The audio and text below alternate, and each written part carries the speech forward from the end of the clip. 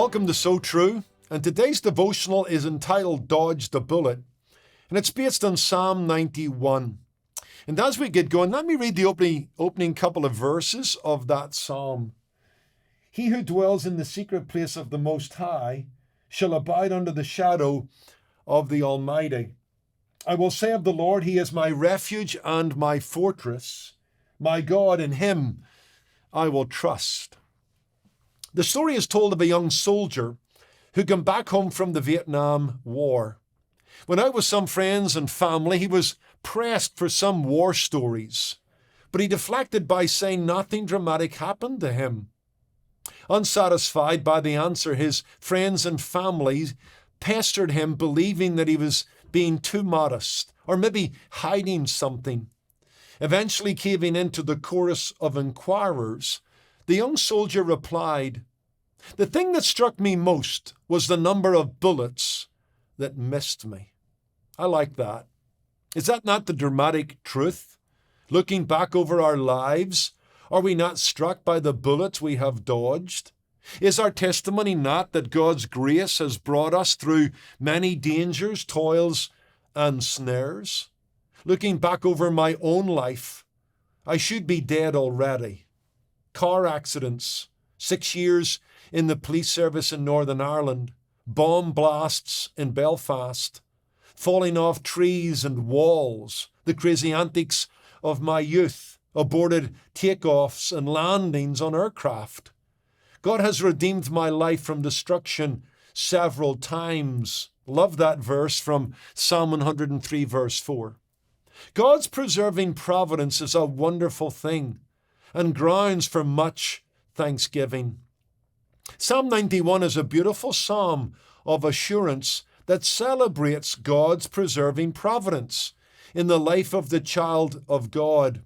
Read Psalm 91 verses 1 to 7 especially. The authorship and background of this psalm is unclear, but what is crystal clear is the promised protection of God for His people when facing problems or surrounded by peril. Believers in every age can read this sacred text and take refuge beneath the truth that nothing can harm them unless the Lord wills it. Nothing can separate them from His loving concern. You know about that, don't you? From Romans 8:31 to 39, where we're promised nothing present or to come can separate us from God's love. I also like Job and the promise given to Job that we live between the hedges of God's protection, and neither man nor Satan can touch us unless God permits. You can find that in Job 1 verse 10. Now back to Psalm 91. In this psalm, this protection is likened to a shadow that offers shade in verse 1, a fortress that offers refuge in verse 2, wings that offer cover in verse 4, and a shield that offers safety in verse 4 also. As these images pile up within the text, God is reminding us that we each enjoy blanket coverage for all of life's emergencies. Now, the secret to enjoying and experiencing this sense of peace is abiding and dwelling in God's presence. We just read verses 1 and 2 that talks about dwelling in the secret place and abiding under the shadow of the Almighty. That kind of thinking is repeated in verse 4, 9, and again in verses 14 through 16. Listen carefully. There is no knowing peace without knowing God. That's taught in Isaiah 4:26 verse 3, where God will give us peace if our minds are focused on Him and we trust in Him. Knowing peace requires us to know God. It is drawing near to God that pushes fear away.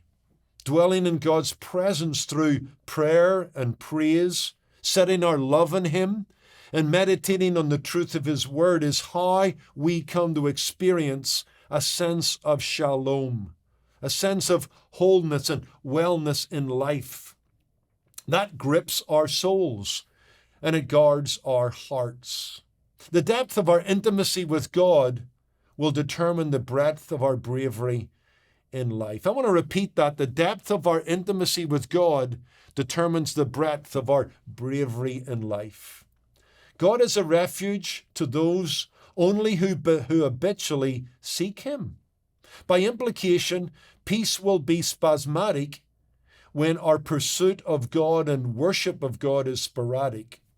Peace will not abide in us until we abide under the shadow of the Almighty. As Corrie ten Boom said one day to a group of English ministers as she boarded a train, "Don't wrestle, just nestle." Look, only eternity will reveal the bullets we have dodged. Considering the power of Satan, the weakness of our flesh, and the hostility of the world, we would never have made it through one day without God's protecting providence.